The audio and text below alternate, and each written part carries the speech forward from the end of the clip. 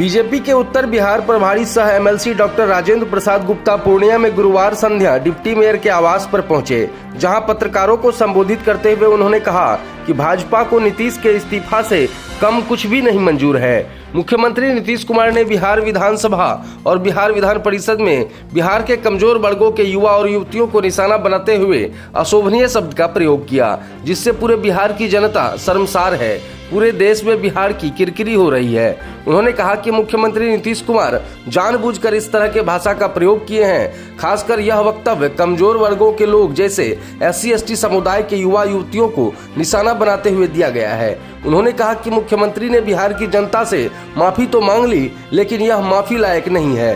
उन्होंने कहा कि बिहार में जातिगत जनगणना तो कर दी गई, लेकिन जाति जनगणना के आधार पर आरक्षण का लाभ भी मिलना चाहिए। उन्होंने कहा कि बीजेपी का प्रयास है कि जातिगत जनगणना के आधार पर नई आरक्षण नीति बनाई जाए। इस मौके पर डिप्टी मेयर पल्लवी गुप्ता, वैश्य समाज की महिला जिला अध्यक्ष आरती जायसवाल, समाज सेवी अरविंद कुमार उर्फ भोला शाह समेत सैकड़ों की संख्या में गण्यमान्य लोग उपस्थित रहे। हम आए हैं एक स्वयंसेवी संगठन,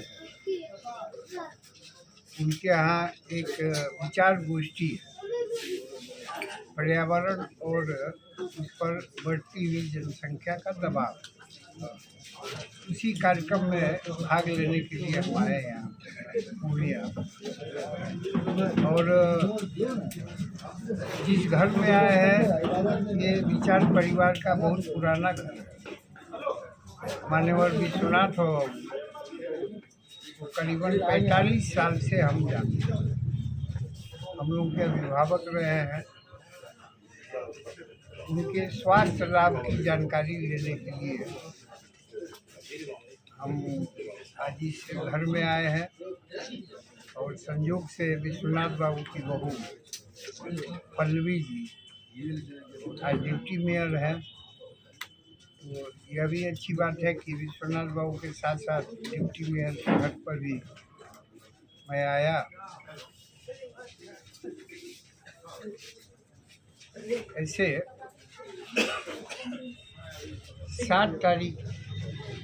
7 नवंबर बिहार के लिए एक बड़ा खुशी का दिन। जातीय सामाजिक गणना, जिसमें सामाजिक, आर्थिक और जातीय सर्वे हुआ,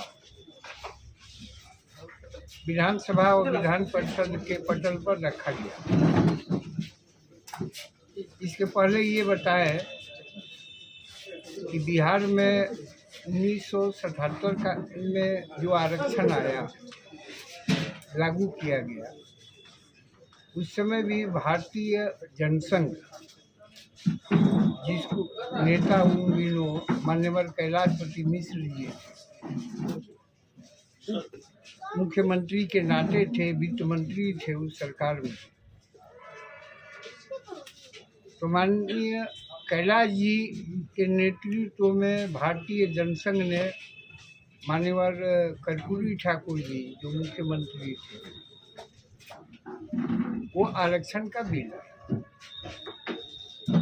और हमने बड़े हर्ष से स्वीकार किया। फिर 1991 में जब मंडल कमीशन का बिल आया पार्लियामेंट के भीतर, तो हम सत्ता में नहीं थे, विपक्ष में बैठे हुए थे। उसके बावजूद माननीय अटल बिहारी वाजपेयी जी के नेतृत्व में भारतीय जनता पार्टी ने उसका समर्थन किया। और जब 2020 से बिहार के भीतर जातीय गणना की बात आई, तो हम तो सरकार में थे और उसमें पहल भारतीय जनता पार्टी और इस प्रांत के मुख्यमंत्री माननीय नीतीश कुमार जी, दोनों के पहल से ये फिर तैयारी शुरू। और बिल जब आया, पहले तो प्रस्ताव पास हुआ, फिर जब जातीय जनगणना की बात आई तो उसमें नीतिगत जो व्यवस्था है उसके अंतर्गत कोई राज्य जनगणना नहीं करा सकती है, तो फिर गणना में वो परिणत हो गया और उसका परिणाम 7 तारीख को विधानसभा और विधान परिषद के भीतर आया, सर्वसम्मत से पास हुआ। वो रिपोर्ट आया, रिपोर्ट को बड़े उत्साह से भारतीय जनता पार्टी ने स्वीकार किया और हमको लगता है पूरे बिहार के लिए उत्साह का अवसर था।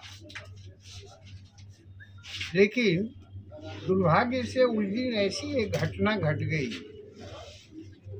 इस प्रांत के माननीय मुख्यमंत्री जी के मुखों से ऐसे वाक्य निकले जो बिहार के युवा और युवतियों के लिए बड़ा शर्मनाक है। कमजोर वर्ग, अशिक्षित, ऐसे लोगों पर ही उनका वक्तव्य आया, वो दुर्भाग्यपूर्ण रहा। और इसको टंग स्लिप भी नहीं बोल सकते हैं कि जबान फिसल गया। जबान तो फिसलता है एक शब्द के लिए, 2 शब्द के लिए। ये तो वाक्य बोलते गए, और वाक्य ही नहीं बोले, विश्लेषण भी करते गए। तो जो एक उत्साह आया बिहार के भीतर, एक संभावना बनी, उस उत्साह में कहीं न कहीं माननीय मुख्यमंत्री जी के उस वक्तव्य के कारण व्यवधान तो पैदा हुआ। ठीक है, जो सर्वे रिपोर्ट आया उस पर कोई व्यवधान नहीं है, उत्साह में कमी आ गई और इसीलिए हम लोग मांग कर रहे हैं कि ये टंग स्लिप नहीं है, जानबूझ करके कुछ वर्ग को, विशेष करके युवा युवतियाँ, वैसे ही कमजोर वर्ग, अनुसूचित जाति, जो कमजोर वर्ग है, उस पर कहीं न कहीं उनका वक्तव्य आता है। इसीलिए ऐसे मुख्यमंत्री को मुख्यमंत्री के पद पर बने रहना ये बिहार के लिए दुर्भाग्य होगा, इसीलिए उनको इस्तीफा देना चाहिए।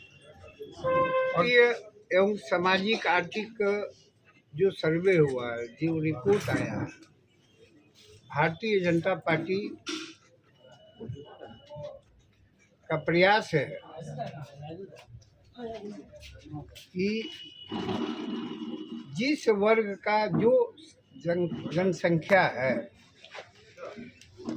उसी को आधार बनाते हुए बिहार के संदर्भ में नई आरक्षण नीति को लागू किया जाए।